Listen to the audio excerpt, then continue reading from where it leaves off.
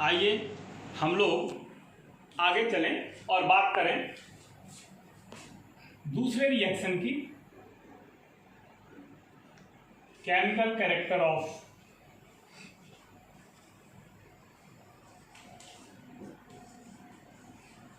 Carboxylic acid. इसी की बात कर रहे हैं। इसमें जो दूसरा रिएक्शन है उसको हम लोग बोलते हैं रिएक्शन ऑफ OH।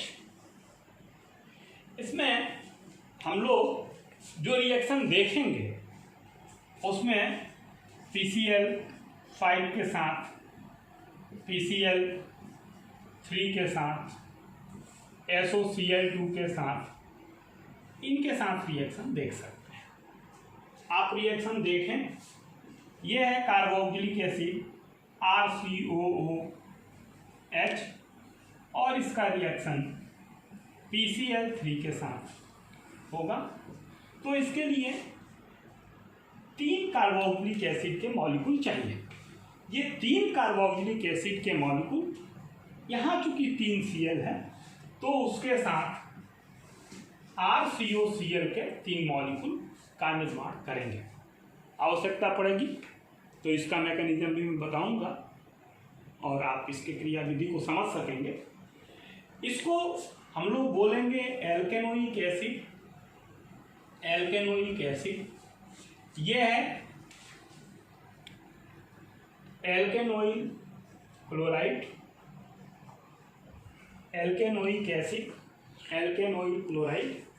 ये अगर RCOOH है साथ में क्या बनेगा, इसको ध्यान करेंगे, देखेंगे कि अगर RCO 3 Cl के साथ निकल गया तो एक फास्फोरस बच गया और 3 O और 3 H बना, तो ये बन जाएगा H3PO3। इसका नाम है फास्फोरस एसिड। इसको बोलेंगे फास्फोरस एसिड। आइए बच्चों फिर देखें कि यदि ये कार्बोक्सिलिक एसिड PCl5 से रिएक्शन करता है तो इस रिएक्शन के बाद सेम एल्केनोइल क्लोराइड बनता है। एल्केनोइल क्लोराइड के बाद एक मॉलिक्यूल HCl का बनता है। तो एक Cl यहाँ चला गया, 2 Cl, 1 Cl बच गया, तो ये O के साथ POCl3 बनाएगा। इसका नाम होता है फास्फोरिल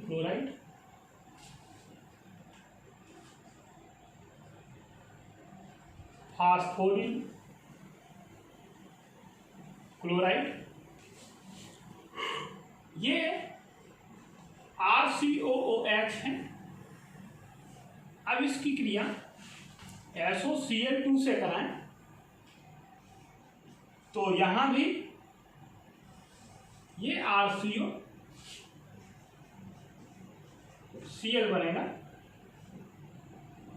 और इसके साथ इस RCOCl के साथ HCl बनेगा और SO2 गैस निकलेगी।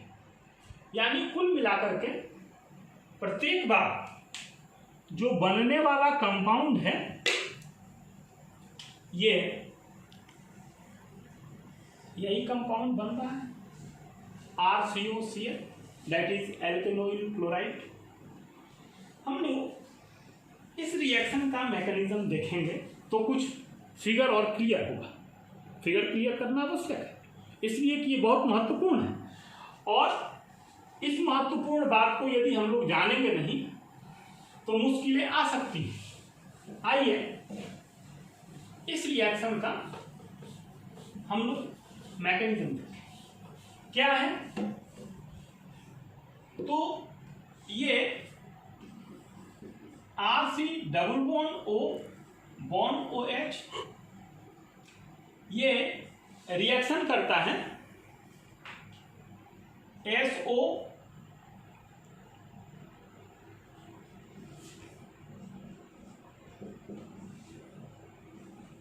Cl2 के साथ SOCl2 के साथ इसके पास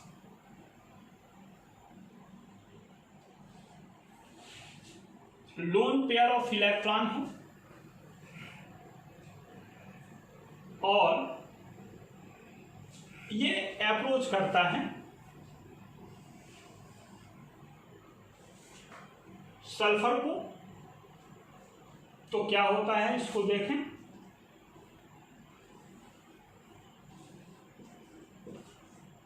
RC double bond O single bond O single bond S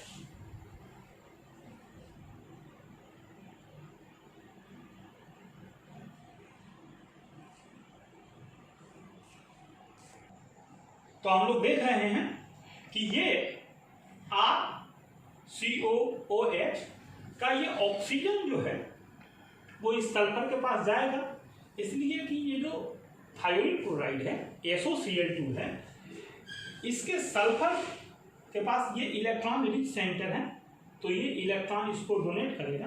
तो ये जो पाई बॉन्ड है इसका इलेक्ट्रॉन ऑक्सीजन के पास जाएगा और फिगर कुछ ऐसा होगा जो हम लोग देख रहे हैं। RCOO के पास H जुड़ेगा, ऑक्सीजन इलेक्ट्रॉन देने के कारण रिच सेंटर बनेगा, इस पर धनावेश होगा, ये सल्फर जुड़ेगा, जब इस पर धनावेश होगा तो ये इलेक्ट्रॉन जो यहाँ जाएगा इसके कारण यहाँ ऋणावेश होगा और तब कुछ स्थिति ऐसी बनेगी जब ये बैक बॉन्डिंग करेगा, यहाँ फिर पाई बॉन्ड बनाएगा, तो ये इलेक्ट्रॉन क्लोरीन को जाएगा और क्लोरीन इससे बाहर निकलेगा और तब ऐसा हो जाएगा कि RC double bond O single bond O single bond H plus charge S double bond O और सिंगल बॉन्ड Cl। अब ये जो Cl निकला माइनस के रूप में, ये यहाँ अप्रोच करेगा इस हाइड्रोजन को और जब इस हाइड्रोजन को अप्रोच करेगा तो ये इलेक्ट्रॉन यहाँ वापस चला जाएगा और हाइड्रोजन और ऑक्सीजन का इलेक्ट्रॉन ऑक्सीजन के पास चला जाएगा, ये H प्लस के रूप में निकलेगा और निकल करके बनाएगा HCl। ये HCl निकल के कहीं जाएगा नहीं, ये H प्लस और Cl माइनस के रूप में यहीं पर विद्यमान रहेगा महोदय, ये कहीं नहीं जा रहा है।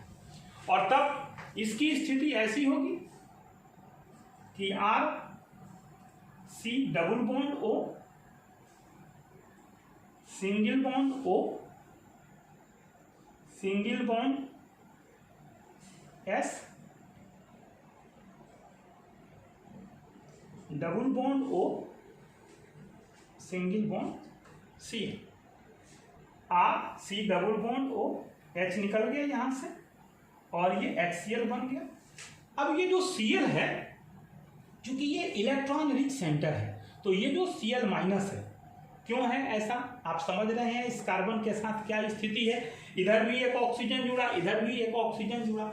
इन परिस्थितियों में ये जो Cl माइनस है इस कार्बन को इलेक्ट्रॉन देगा और जब ये इलेक्ट्रॉन देगा तो ये इलेक्ट्रॉन इस पर आएगा और आने के बाद इस पर माइनस चार्ज डेवलप होगा, फिर बैक बॉन्डिंग होगी तो फिर इलेक्ट्रॉन यहाँ आएगा, पाई बॉन्ड बनेगा, तो ये इलेक्ट्रॉन जो होगा वो इसके पास जाएगा और जब इसके पास जाएगा तो Cl यहाँ परमानेंट जुड़ जाएगा।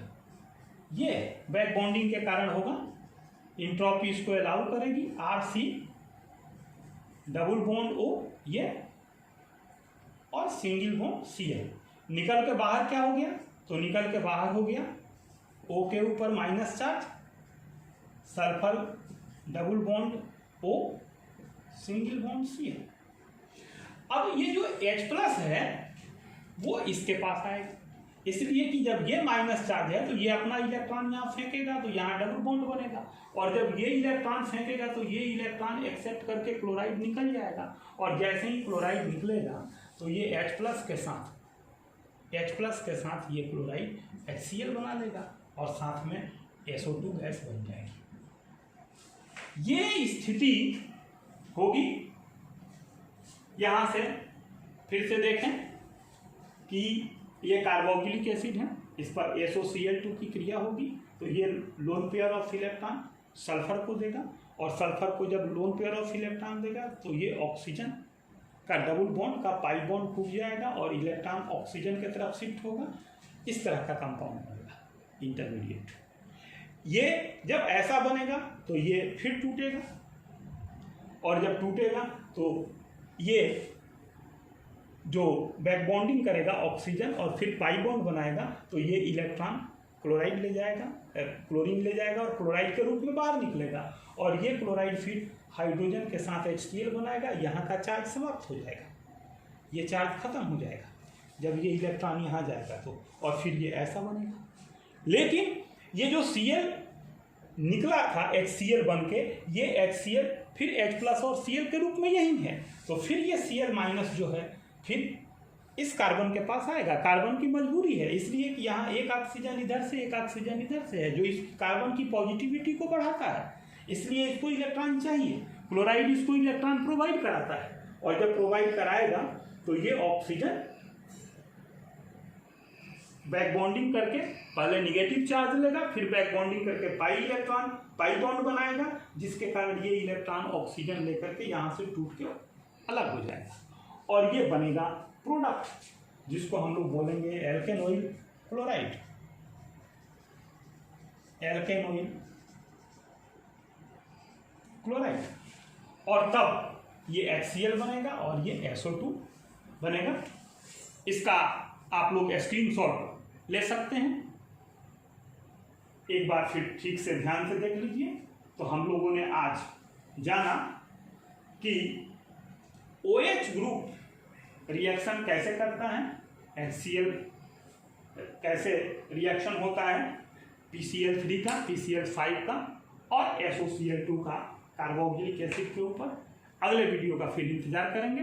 इस वीडियो को लाइक जरूर करेंगे, सब्सक्राइब करेंगे। Thank you.